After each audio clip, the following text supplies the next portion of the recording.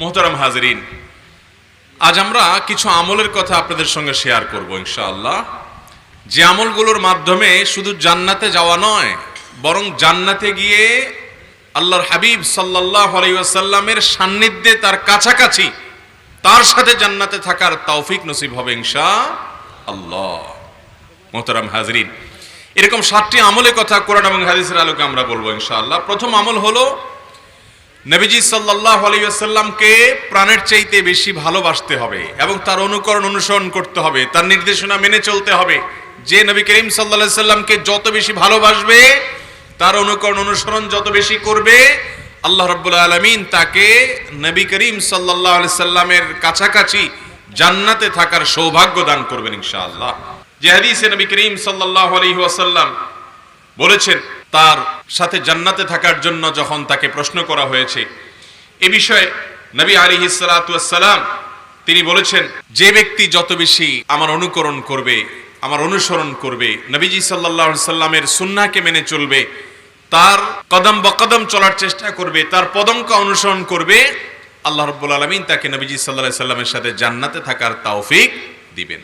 তাহলে ভাইরা আমার, মুরাফাকাতুন নবী সাল্লাল্লাহু আলাইহি সাল্লাম ফিল জান্নাহ, বা নবী করিম সাল্লাল্লাহু আলাইহি সাল্লামের কাছাকাছি জান্নাতে থাকার জন্য অন্যতম এবং প্রধান আমল হলো নবীকে সাল্লাল্লাহু আলাইহি সাল্লামকে ভালোবাসা, আর ভালোবাসার দাবি হলো তার অনুকরণ অনুসরণ করা।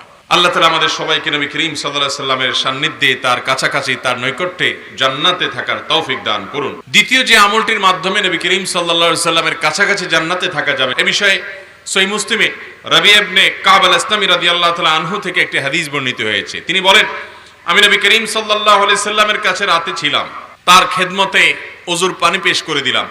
ওযুর পানি পেশ করার পর নবী করিম সাল্লাল্লাহু আলাইহি সাল্লাম আমাকে বললেন, তুমি আমার কাছে চাও, কিছু একটা চাও। সাহাবী বললেন যে, ইয়া রাসূলুল্লাহ, আমি চাই জান্নাতে আপনার কাছাকাছি থাকতে। নবী করিম সাল্লাল্লাহু আলাইহি সাল্লাম বললেন, জান্নাতে আমার কাছাকাছি থাকতে চাও, অন্য কিছু চাও? মানে এত বড় চাওয়া চেয়ে বসলা, জান্নাত তো না শুধু, জান্নাতে আবার আমার কাছাকাছি থাকা, অন্য কিছু চাও, আর কিছু আছে কিনা? বলো না, আর কিছু না, আমি এটাই চাই। তখন রাসূলুল্লাহ আকরাম সাল্লাল্লাহু আলাইহি সাল্লাম বলেছেন, ফাআইন্নি আলা কাসরাতিস সুজুদ, বেশি বেশি সিজদা, বেশি বেশি সালাত আদায় করা, এর মাধ্যমে নবী সাল্লাল্লাহু আলাইহি সাল্লামের কাছাকাছি থাকা যাবে।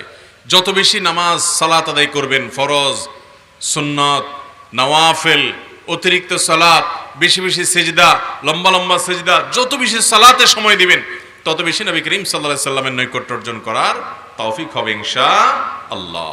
এই জন্য ভাইরা আমার, 5 ওয়াক্ত ফরজ সালাত তো বটেই, সুন্নাত সালাতগুলো, নফল সালাতগুলো, এছাড়াও আরো অতিরিক্ত যত বেশি পারবেন, যখন আল্লাহ তৌফিক দিবে, রাতে দিনে 2 রাকাত করে লম্বা লম্বা রুকু দিয়ে, বেশি বেশি সিজদা দিয়ে, লম্বা লম্বা সিজদা দিয়ে আল্লাহ রাব্বুল আলামিনকে সন্তুষ্ট করার চেষ্টা করব। আল্লাহ আমাদের সবাইকে তৌফিক দান করুন।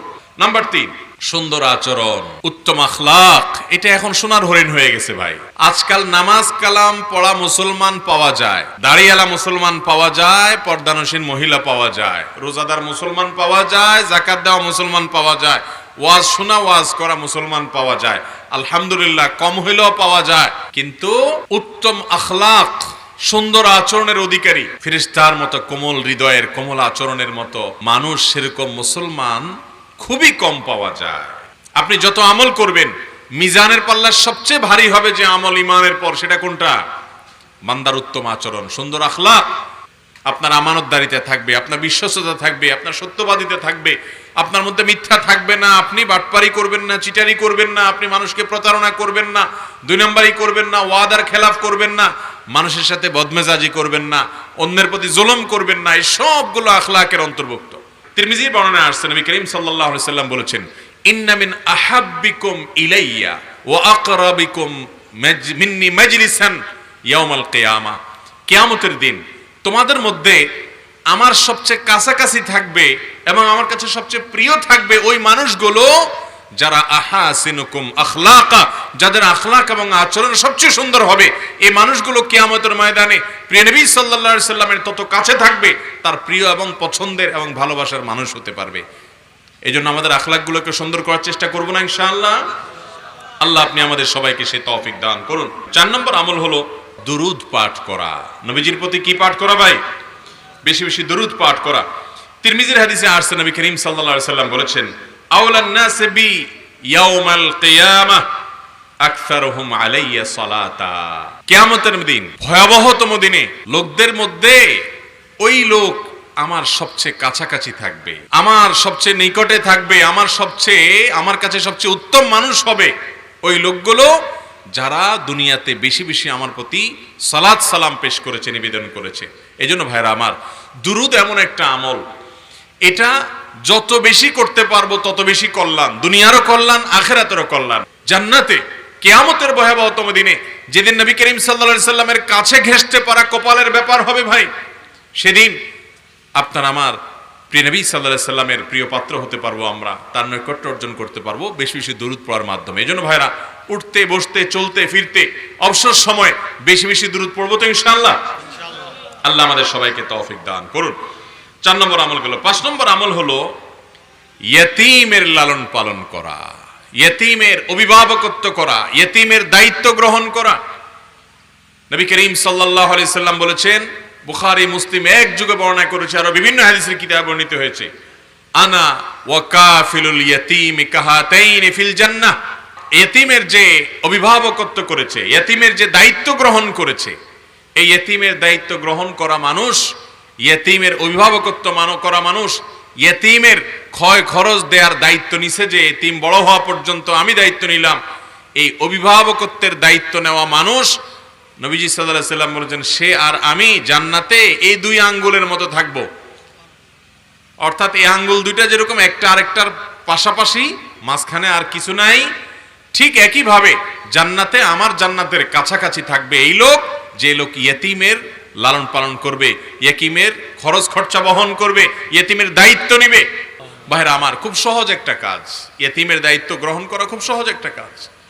আপনার এলাকাতে কে মারা গেছে, ছেলে রেখে, মেয়ে রেখে, বাচ্চা রেখে, আপনি তাদের সাথে যোগাযোগ করে এই বাচ্চার দায়িত্বশীল যিনি থাকেন, তার মা থাকুক, দাদা থাকুক, তাদেরকে জানায় দেন যে আমি আপনাদের বাচ্চাটার দায়িত্বটা নিতে চাই, আপনাদের কাছে আপনাদের বাচ্চা থাকুক, আমি শুধু তার টেক কেয়ার করব, তার খরচ খরচা, তার সব বিষয়গুলো দেখব।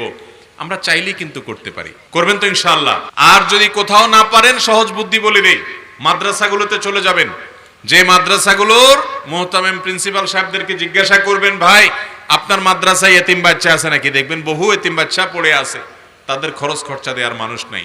বলবেন আমি দেব মাসে 2000, 1500, 2500, 3000 যেটাই লাগে, প্রাপ্তবয়স্ক হওয়া পর্যন্ত। শুধু খরচ দেওয়া না, মাঝে মধ্যে মাদ্রাসায় যাবেন, ওই বাচ্চার মাথায় হাত বুলাবেন, নিজের ছেলের মতো একটু বুকে টেনে আদর করবেন। সে বাবার আদর পায় না, তাকে বাবার আদর দিবেন, স্নেহ দিবেন। নিজের ঘরে এনে নিজের ছেলে মেয়েদের সাথে, ছোট ছেলেটাকে, ছোট মেয়েটাকে তাদের সাথে মেশাবেন এবং তাদেরকে নিজের সন্তানের মতো আদর ভালোবাসা দিবেন। বেশি দিন না, মাত্র প্রাপ্তবয়স্ক হওয়া পর্যন্ত, 15 বছর বয়স দেখতে দেখতে চলে যাবে। এই পর্যন্ত যদি এই বাচ্চার দায়িত্ব আপনি নিতে পারেন, জান্নাতে শুধু যাওয়া নয়, বরং নবী করিম সাল্লাল্লাহু আলাইহি সাল্লামের সাথে থাকার সৌভাগ্য হবে ইনশাআল্লাহ। আল্লাহ আমাদেরকে তৌফিক দান করুন। 6 নম্বর আমল হলো কন্যা সন্তান, কন্যা সন্তানকে সুন্দর করে লালন পালন করা। কন্যা সন্তানকে যদি আপনি লালন পালন করেন, 2 জন কমপক্ষে, আল্লাহ কাউকে 2 জন মেয়ে সন্তান দিয়েছেন, কন্যা সন্তান দিয়েছেন, এই মেয়েদেরকে ভালো করে লালন পালন করলেন, শিক্ষা দীক্ষা দিলেন, দ্বীনি তারবিয়ত দিলেন এবং উত্তম পাত্রস্থ করে দিলেন, এ পর্যন্ত আপনি দায়িত্ব পালন করলেন। অথবা কোন কোন বর্ণনা আসছে শুধু মেয়ে না, কন্যা না, বোনও যদি হয়, আপনার আল্লাহ 2টা বোন দিয়েছে, আপনি বড় ভাই হিসাবে এই বোনগুলোকে লালন পালন করে, শিক্ষা দিয়ে, তারবিয়ত দিয়ে, ভরণ পোষণ দিয়ে, আদর স্নেহ ভালোবাসা দিয়ে বড় করে উত্তম জায়গা পাত্রস্থ করে দিলেন। নবী করিম সাল্লাল্লাহু আলাইহি সাল্লাম এই ব্যক্তি সম্পর্কে কি বলেছে জানেন? সহিহ মুসলিমের হাদিসে আসছে, তিনি বলেছেন, মান আলা জারিয়াতাইনি হাত্তা তাবলুগা, যে ব্যক্তি 2টি মেয়েকে লালন পালন করবে বালেগ হওয়া পর্যন্ত, প্রাপ্তবয়স্ক হওয়া পর্যন্ত, যা ইয়াউমাল কিয়ামাতি আনা ওয়া হুয়া, এভাবে নবী যদি আঙ্গুল এক্ষেত্রেও তুলে দেখিয়েছেন, কিয়ামতের ময়দানে সে আসবে, আমি এবং সে এই 2 আঙ্গুলের মতো কাছাকাছি থাকব। তাহলে কন্যা সন্তান লালন পালন করা, এটাও নবী সাল্লাল্লাহু আলাইহি সাল্লামের সাথে জান্নাতের কাছাকাছি থাকার সৌভাগ্য এনে দিবে ইনশাআল্লাহ। 7 নম্বর এবং সর্বশেষ হলো দোয়া করা আল্লাহর কাছে, আল্লাহর কাছে বিশেষভাবে দোয়া করা, আল্লাহ তোমার নবীর সাথে, তোমার রাসূলের সাথে তার কাছাকাছি আমাকে জান্নাতে থাকার তৌফিক দিও। এটা গুরুত্বপূর্ণ একটা দোয়া ভাই। নবী করিম সাল্লাল্লাহু আলাইহি সাল্লাম একবার দোয়া করতে বলেছেন। আবু বকর সিদ্দিক রাদিয়াল্লাহু তাআলা আনহু দোয়া করেছেন, আল্লাহুম্মা ইন্নী আসআলুকা ঈমানান লা ইয়ারতাদ, আল্লাহ আপনার কাছে এমন ঈমান চাই যে ঈমান আমার থেকে আর টলে যাবে না, যে ঈমান থেকে আমি আর মুরতাদ হব না, সরে যাব না। ওয়া নাঈমান লা ইয়ানফাদ, এবং এমন নেয়ামত চাই যে নেয়ামত আর আমার কাছ থেকে ছুটে যাবে না। ওয়া মুরাফাকাতা মুহাম্মাদিন সাল্লাল্লাহু আলাইহি ওয়াসাল্লাম ফি আ'লা জান্নাতিল খুলদ, এবং জান্নাতুল খুলদে মুহাম্মদ সাল্লাল্লাহু আলাইহি সাল্লামের সান্নিধ্য চাই, আমি তার নৈকট্য চাই, তার কাছাকাছি থাকতে চাই। ওমর রাদিয়াল্লাহু তাআলা আনহু এই দোয়া শুনে উনি বললেন যে কোনো ভালো কাজে আমি আমার ভাই আবু বকরের সাথে প্রতিযোগিতা করে তার আগে করতে পারলাম না, সবকিছু ভালোগুলো উনিই আগে করেন। অর্থাৎ তিনিও আগ্রহী হয়ে এই দোয়া করলেন এবং এই দোয়ার জন্য লালায়িত হলেন যে নবীজির সাথে জান্নাতে থাকার। আমরা দোয়া করব না ইনশাআল্লাহ?